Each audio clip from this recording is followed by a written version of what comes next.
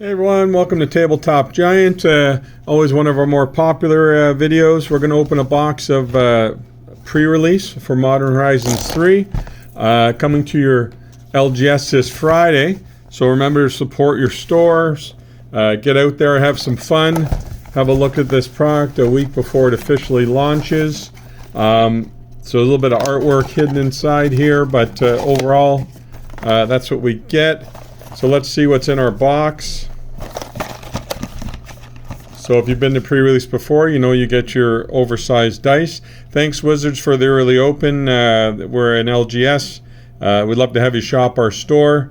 Check us out. Tabletopgiant.ca. Free shipping on singles over $10. We get a little divider here in this pre-release. That's always there. We've got a little packet that tells us how to participate in pre-release. Talks about mana curve, how many lands you should run. We've got a little poster here. Can we get it in the shot? Bloodstained Mirror. Complete your scenic journey. It's got some Phyrexian writing there. If anyone knows, there is a way to read the Phyrexian writing. So that's in your pre-release kit. So yeah, and then we've got our date stamp foil. Let's open that first, because often when I go to pre-release, I like to see if I can build around it. So we've got an Ether Revolt. So this card is going to work around energy. So as long as the permanent you control, left the battlefield this turn, if a source you control will deal non-combat damage to opponent or permanent that opponent controls, it deals that much damage +2. And whenever you get one or more energy, Ether Revolt deals that much damage to any target. Okay, so we're about dealing energy, making energy, dealing damage with instants and sorceries, maybe not combat. And we've got our arena code there, and then some kind of backer cards. If you're playing at your pre-release without sleeves, you can use these for the double-sided cards that are there, so they can be shuffled and they have regular magic backs. Okay, so we've got our 6 packs like normal. So 6 play boosters. Alright, so let's put our Ether Revolt up here. Let's see how we do. If we were going to go in red, let me know in the comments what you think, what colors we were strong in. Well, there's a nice, right off the start, Glimpse the Impossible. Exile top 3 cards in your library. You may play these cards this turn. If you have the next end step, if any of those cards remain exiled, put them into your graveyard and get a 0/1 Eldrazi spawn token for each card put in your graveyard this way. And those tokens have sack, add 1 colorless. It's almost like making treasures. Not as good as treasures. So I think we might think about that.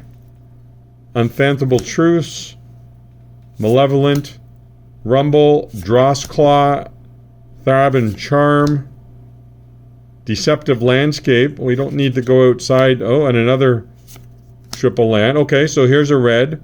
The prototype for 4. He has affinity for artifacts. So it has affinity for artifacts even on its prototype form. So we can get this out for 1 red if we have some mana rocks out. So we're going to think about him. Again, let me know in the comments what you think. So here's a white. And we're also looking whenever another non-token creature enters the battlefield you're in control, proliferate.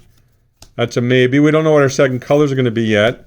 There's Savine's Reclamation. Savine's. Return target permanent card with mana value 3 or less from your graveyard to the battlefield.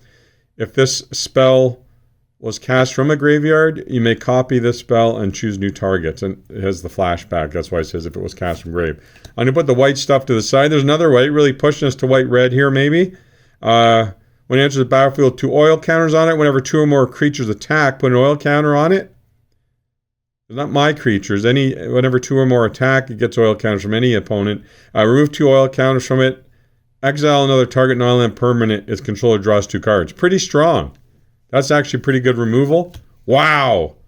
I think we just won the draft, guys. Although, in the draft format, kind of tough to get out the 12 mana, but, you know, our Glimpse the Impossible is going to be making some colorless mana for us.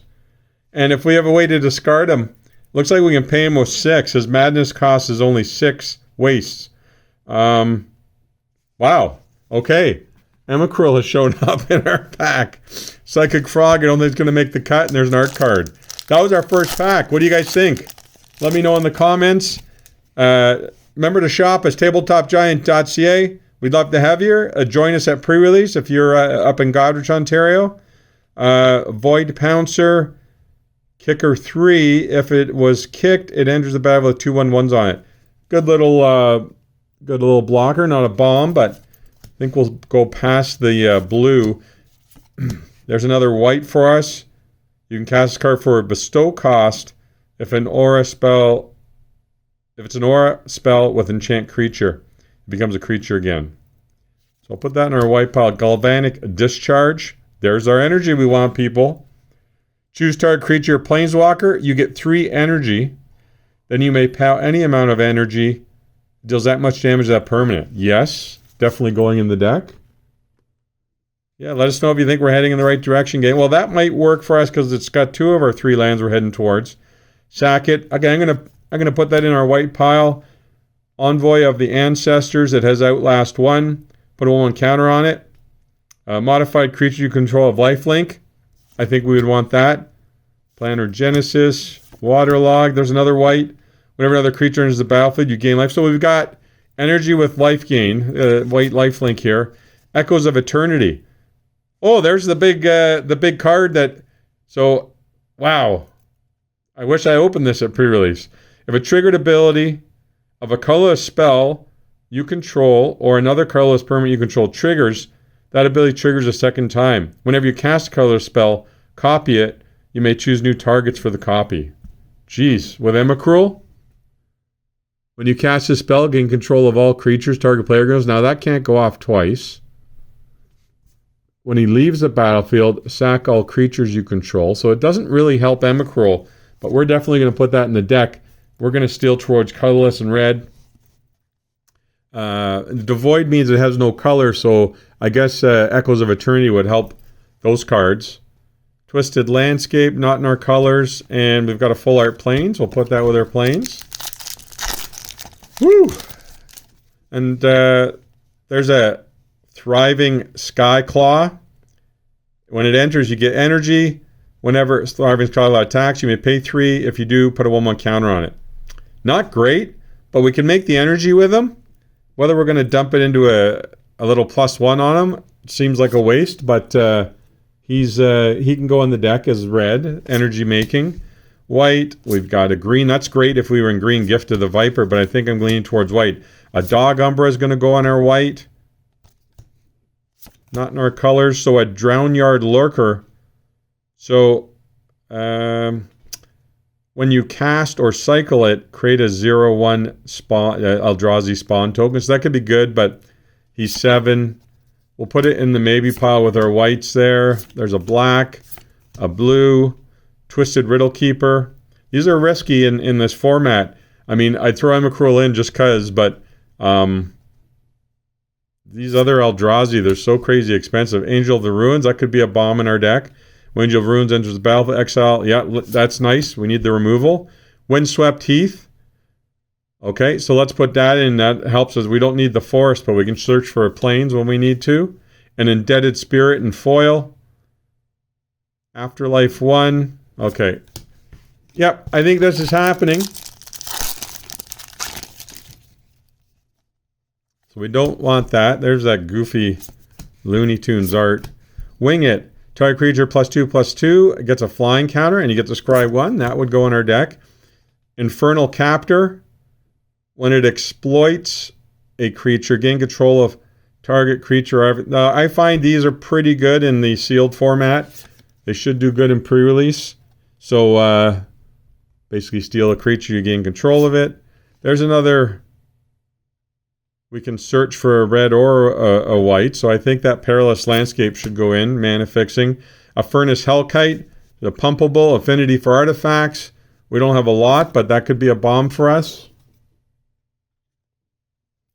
Basically going to put in any thing that makes energy.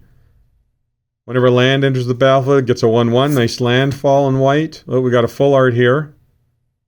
We're not going to run black. An Emerald Medallion in full art. Beautiful. Can't put it in our deck, though, but great card. Monumental Henge in white. Beautiful. We're running it. Look at the top 5 cards of your library. You may reveal a historic card from them and put it in your hand. Wow. Strong. A Dross Claw in black. There's a foil mountain just to class up our deck a little bit for pre-release. I know when I actually play pre-release, I'm not going to get a deck this good. This feels like it would run good. Look, 2 more energy from a Smelted Charge Bug. It's a 1/3 menace.